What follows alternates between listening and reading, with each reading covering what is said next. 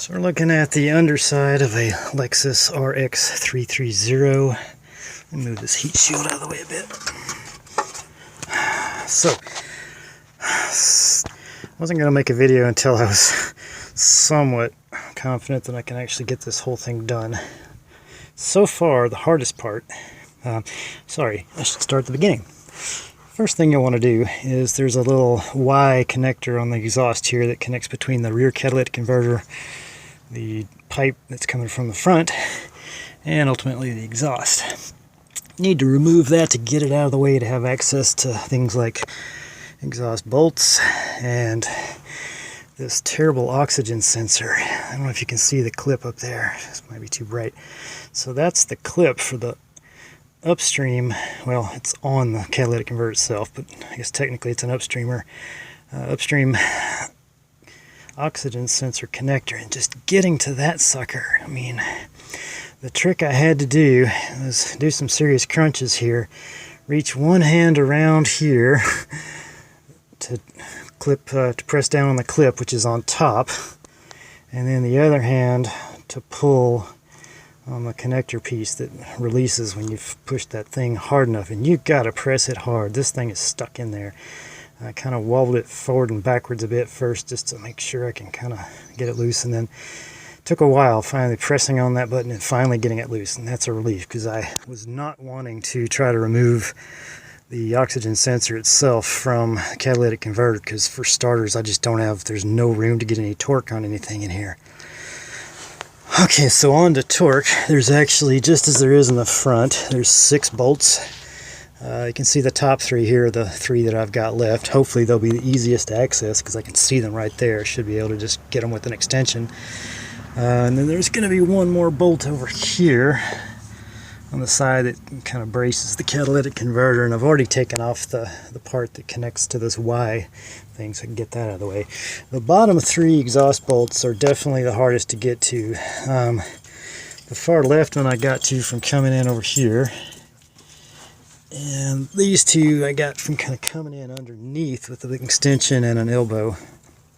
They're all 14 mils. Anyway, I'm going to continue here and see if I can get those other 3. Basically, once it's loose, and there's that bracket over there, you actually have to pull the bottom part of the bracket off too so that we can twist it around. Once that's done, you have to twist it a little bit to the right, and basically the fat part where the cat comes out on this right side. It's not going to fit over here on the left. So it comes out on the right, you twist around, and twist a bit more, and then the headers themselves will come through this gap here. So that's it. We're going to put things back together again. That oxygen sensor, honestly, that was the hardest part, just trying to get up there and get that thing unclipped, because there's no way to reach it from above unless you have like Shaquille O'Neal long arms. So from below it just takes 2 hands as well, so I don't think you even could get it from the top. Anyway, yeah, it's hidden up behind that exhaust shield there. I can move that out of the way, or actually, hopefully it showed up in the other video. That's that. We're going to put the new cat in, clip that O2 sensor in. At least that'll be a one-hand job there. Bolt this sucker down, put the exhaust back on, and the rear O2 sensor, and we'll be golden. What's it up to now? I've been here for about 3 hours. I think it'll go faster putting it back together. Fingers crossed.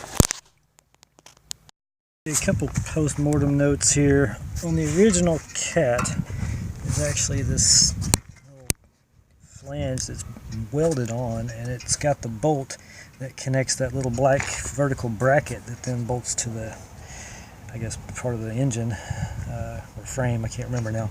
I'll show you where it was.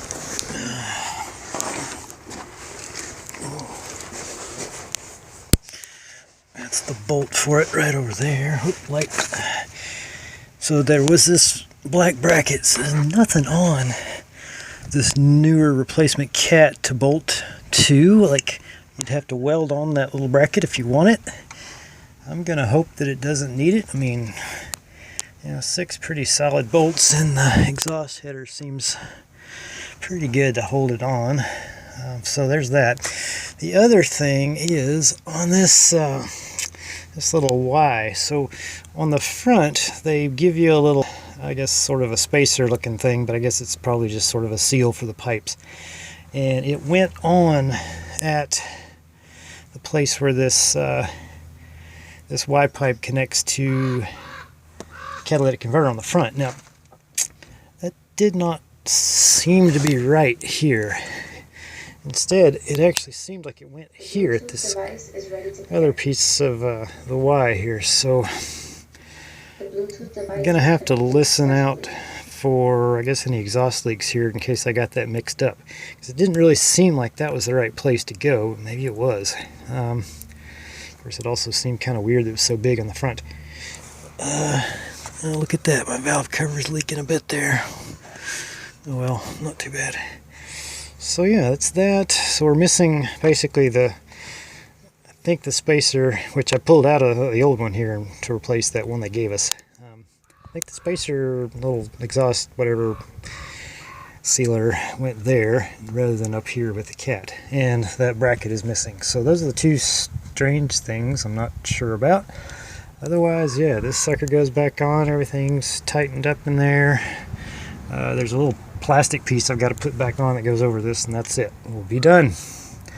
I hope some of these little tips were useful to somebody, because I think this pulling the rear cat out was a lot more difficult than pulling the front one out, just due to access issues here, and also especially due to the placement of that clip in for the oxygen sensor. That thing really hard to get to.